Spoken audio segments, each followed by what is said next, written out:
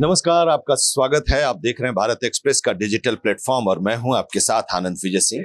बात हम आज करने जा रहे हैं छांगुर बाबा की। छांगुर बाबा की गिरफ्तारी हुई 5 जुलाई को और अभी वो रिमांड पर है। 16 जुलाई तक के लिए उसको कस्टडी में भेज दिया गया है। एटीएस ने रिमांड पर लेकर उससे पूछताछ भी शुरू कर दी है और कई खुलासे भी हो रहे हैं। आरोप उस पर लगा कि पैसे उसे बाहर से आते थे, विदेशी फंडिंग होती थी और उसके बाद उसने अपना एक पूरा नेटवर्क स्थापित किया और जो गरीब असहाय लोग थे, मजबूर लोग थे, उनको वो निशाना बनाता था और जबरन धर्म परिवर्तन कराता था। और ये सब पूरा जो मामला जब सामने आया तो उसके बाद अब कार्रवाई भी शुरू हुई, उस पर नजर रखी गई और फिर उसकी गिरफ्तारी हुई। लखनऊ के एक होटल से उसकी गिरफ्तारी हुई और उसके साथ उसकी एक महिला मित्र नीतू उर्फ नसरीन की भी गिरफ्तारी हुई। दोनों को रिमांड पर लेकर एटीएस पूछताछ कर रही है। अभी तक जो मामला सामने आया है वो मामला बलरामपुर के उसके जो घर है, उसका महल नुमा घर है, 40 कमरों का, करीब 3 बीघा में वो बना हुआ था। 3 करोड़ रुपए उसमें लगे हुए थे बनवाने में। उसको पिछले 3-4 दिनों से उसको ध्वस्त किया जा रहा है। बुलडोजर एक्शन की कार्रवाई हो रही है। इसके साथ ही जो पूछताछ पहले हुई उसमें सामने आया कि करीब 100 करोड़ के आसपास की विदेशी फंडिंग का मामला, और उसके बाद ईडी ने अपनी जांच शुरू की। और जैसे जैसे ये पूरा मामला, ये जांच आगे बढ़ता जा रहा है और भी तार जुड़ते जा रहे हैं और उसमें अब पहले 500 करोड़ का फिर आया और अब बढ़कर ये 700 करोड़ रुपए के आसपास का विदेशी फंडिंग का ये पूरा मामला अब तक सामने आया है, जिसकी जांच की जा रही है, पूछताछ हो रहा है और उसमें एक पूरा नेटवर्क है। ये बताया जा रहा है कि सऊदी अरब, दुबई के रास्ते पैसे उसके पास आते थे, पाकिस्तान से उसके पास पैसे आते थे, नेपाल में आता था, नेपाल से फिर उसे उसके पास पहुंचाया जाता था और जो एजेंट थे वो 4 से 5% कमीशन अपना काट कर फिर बाकी जो पैसे उसे पहुंचाते थे। बलरामपुर से लेकर अयोध्या तक ये पूरा मामला था और उसके तार जो जुड़े हुए थे। कल यूपी पुलिस में लॉ एंड ऑर्डर के एडीजी अमिताभ यश ने एक प्रेस कॉन्फ्रेंस की और जो जानकारी दी वो और भी चौंकाने वाला था। करीब 15 साल से ये पूरा नेटवर्क काम कर रहा था। तो आप सोचिए कि ये कहा जा रहा था कि 4000 लोगों को अब तक उसने धर्मांतरण कराया है, जिसमें 1500 महिलाएं भी शामिल हैं। तो अगर 15 साल से ये सब कुछ चल रहा है तो जाहिर सी बात है कि 4000 से भी ज्यादा संख्या होगी ऐसे लोगों की जिनका वो धर्मांतरण कराता था, अब तक करा चुका होगा। फिलहाल जांच चल रही है और इसमें और भी कई मामले आ रहे हैं सामने, खुलासे भी हो रहे हैं।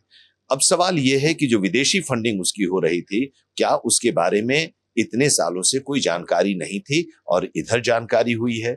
और इतना बड़ा पैमाना, इतना बड़ा रैकेट जो उसका था, उसके तार से उस रैकेट में जो लोग शामिल हैं वो सिर्फ उत्तर प्रदेश के ही हैं, लखनऊ बलरामपुर के ही लोग जुड़े हुए हैं या दूसरे शहरों से भी उसके तार जुड़े हुए हैं, देश के दूसरे इलाकों से भी उसके तार जुड़े हुए हैं। जाहिर सी बात है कि यूपी से निकलकर देश के दूसरे हिस्सों से होते हुए ये दुनिया के कई देशों में भी इसके तार जुड़े हुए हैं। बिहार से भी इसका तार जुड़ा हुआ है। बिहार का जो सीमावर्ती नेपाल का इलाका है, ये भी कहा जा रहा था कि नेपाल में वो अपना एक केंद्र बनाना चाह रहा था और उसी के लिए सब कुछ काम चल रहा था। लेकिन इस बीच ये सारा मामला सामने आया और फिर अब वो गिरफ्तार हुआ है, पूछताछ उससे हो रही है और सारे राज अब खुल रहे हैं। बड़ी चुनौती अब ये है कि उसके पूरे रैकेट को खंगालना।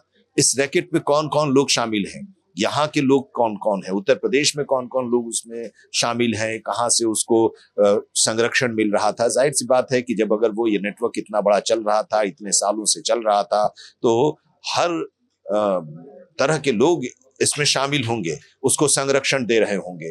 पुलिस महकमा से भी कुछ लोग होंगे, प्रशासनिक महकमा से भी कुछ लोग होंगे, राजनीतिक संरक्षण भी उसको मिल रहा होगा।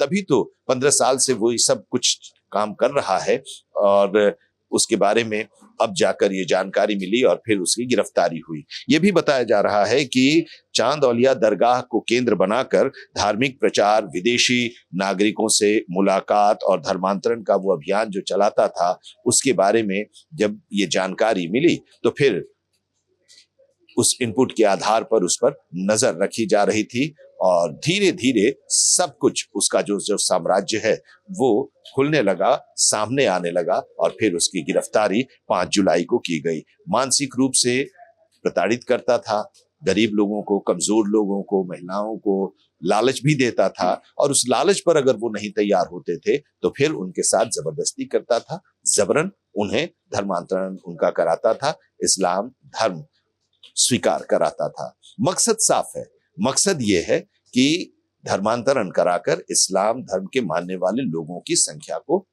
बढ़ाना, जनसंख्या को वृद्धि करना, इस्लाम के मानने वाले लोगों को, इस्लाम धर्म के लोगों की, और उसके जरिए इस देश का इस्लामीकरण करना, ये एक मकसद था। और ये मकसद जो है ये बड़े पैमाने पर दुनिया में चलाया जा रहा है और हर जगह से लोगों को जोड़ा जा रहा है, पैसे प्रोवाइड किए जा रहे हैं, फंडिंग की जा रही है और इसी में ये छांगुर बाबा जो कि अपने सहयोगी नीतू उर्फ नसरीन के साथ इस पूरे रैकेट को यहाँ पर देख रहा था, संचालन कर रहा था।